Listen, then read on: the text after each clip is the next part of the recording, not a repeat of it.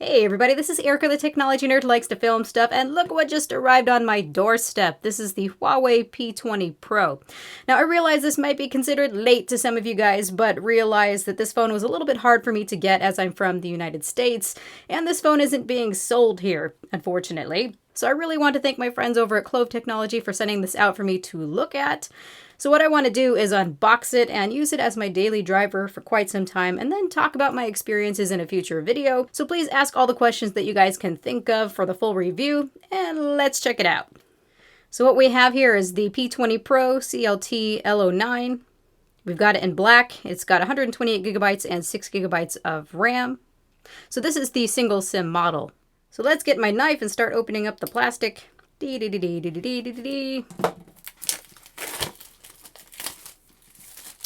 So a lot of you guys said that you're so tired of seeing the Twilight model, and I know that one's beautiful, but this one's just plain black. There was also a really pretty midnight blue one and a pinkish gold. I forget exactly. But here's the phone itself. So we've got a 6.1 inch display. It's considered full HD. We've got that little notchy thing right there. And already in hand, this feels pretty nice, pretty substantial. Let's go ahead and just pull this off. Go ahead and pull this off more slowly. Ah, yeah. Now there's a screen protector that's been applied to this already, even after removing the other screen protector that was on top of this. I'm really tempted to remove this, but I hope that there's an oleophobic coating underneath. Now, let's go ahead and do it. Okay, good. So even after removing that screen protector, there is an oleophobic coating underneath. Some of Huawei's phones do not have the oleophobic coating, so it can be a very big regret to remove the screen protector, but no worries here. Now, placing this aside for just a moment, let's see what else is in the box. So it should be just, a standard unboxing experience. Take out the tray. Looks like we've got the SIM removal tool and some documentation. Also, there is a case. I really appreciate how Huawei includes cases with their phones. So if you want to continue to admire the beautiful back without it being all smudgy, this is how you do it. So we've got a UK plug. We've also got some earbuds, a USB-C charging cable, and an adapter as there's no headphone jack. And this is a decent fitting clear case, and you can see it's got a little bit of a texture to it, so it's not entirely clear, but it looks nice. So let's see this beauty outside, shall we? And by the way, this is 2 days later after setting it up and using the phone for a bit. So we have the 6.1 inch Full HD Plus AMOLED display with the receiver / second speaker, front-facing camera, and LED notification light all in the notch. We have a fingerprint sensor / home button at the bottom of the display. We've got a SIM tray on the left, although there's no SD card slot. Instead, it's got 128 gigabytes of internal storage. Then we've got the volume rocker and power button on the right. Then surprisingly, there's an IR blaster at the top with a microphone. We don't usually see the IR blasters anymore, so you can use this as a remote. We've got the USB-C charging port, second speaker, and also a microphone at the bottom. Then finally on the back are the cameras, the big selling point of this phone. The top camera is the 8 megapixel telephoto lens. Under that is the 40 megapixel main camera. And by itself at the bottom is the 20 megapixel black and white camera.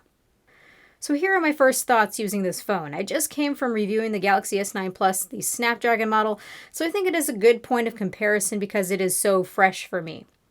The P20 Pro just doesn't feel as responsive or smooth as the Galaxy S9 Plus, but it's nowhere near terrible. It's a very good performing phone.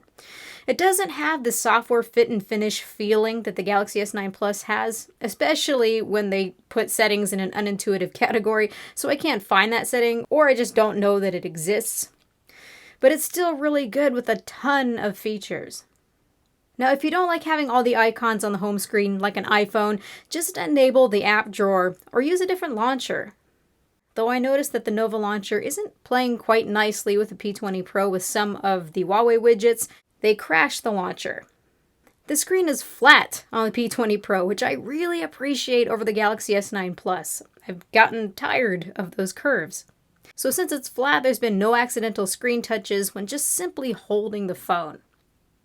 I really don't mind the way that the notch looks on this phone, and since it's an OLED display, you can hide it as well if you feel like it, but I don't like the fingerprint sensor where it is. I really wish it could be on the back, which would eliminate that awkward chin that we have on the bottom, and it would give me the fingerprint gesture ability that I love from the Mate line of phones. It's the number one feature that I miss because I rely on it all the time to check notifications one-handed. But you can install the Nova Launcher, which helps to at least restore that one-handed checking notification ability. So even though I don't like where the fingerprint sensor is, I do find the gestures to navigate using that home button to be pretty neat, especially after you get the hang of using them. And I also like the knuckle dragging gestures. I find those to be really quick and convenient, especially for multi-window. I also like how fast the face unlocking feature is, and most of the time you're not even going to see that lock screen, so it feels really seamless. As for the display, it is Full HD Plus, and it isn't as sharp as the Galaxy S9 Plus, but that is a complete non-issue for me. I love my OnePlus 5T with a 1080p Plus display as well, and I have zero complaints. Sometimes, though, elements on the display have a strange, sharpened look to them, which I'm guessing is to make up for the lack of resolution. There is definitely some kind of processing going on, and this effect is most obvious in videos. Things just pop unnaturally with this over-sharpening look. I will look more into it, but I find it to be a little bit fatiguing over time. I haven't had a chance to measure the display for accuracy yet, but I noticed that there is very little shadow clipping, if any. So on my little chart here, I can see all the way down to 0. Now alongside the iPhone X, this is the best that I have seen so far, so dark scenes look fantastic. It's just too darn bad that it doesn't support HD Netflix support right now, because Stranger Things would have looked fantastic. I find it awesome that it has a 4,000 mAh battery, which is huge, by the way, for a smartphone these days, and so far so good. So in combination with less pixels to drive, I expect the battery life to be pretty great, and I will definitely report to you guys on that. I really like how the stereo speakers sound. It makes media consumption pleasant. It's completely necessary these days. And I don't have to worry about it getting damaged in the Seattle rain because of the IP67 water and dust resistance rating. Now lastly, as for the cameras so far, it's been a blast to use them, even if this phone is badly in need of simplification of the interface. I was genuinely gleefully oohing and awing at the results of some modes. And I actually really like the hybrid zoom, as I don't have the best far eyesight, but not to the point where I use glasses, so I enjoyed using the hybrid 5x zoom to see the text on something I could not read far away. It does have much better clarity than the Galaxy S9 Plus does with its 2x optical zoom.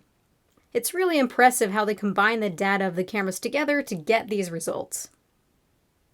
Long exposures from night shots, though the setting is tucked away where it's not the easiest to find, look quite awesome, and I can't wait to test it more. It shows that the S9 can't touch it for some circumstances.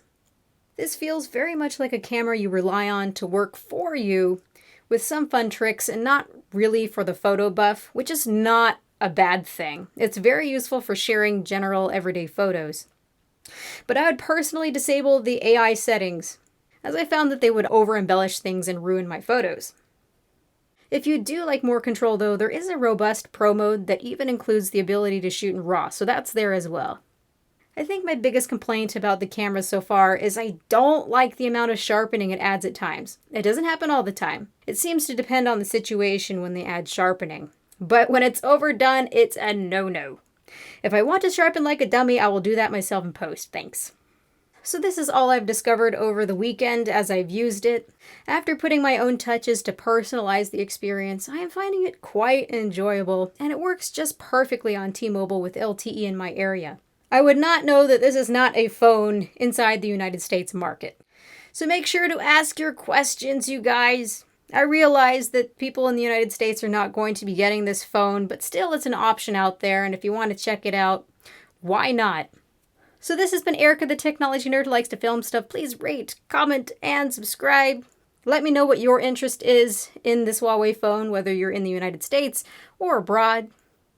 Make sure to ask your questions for the full review, and have a good night, you guys. Bye!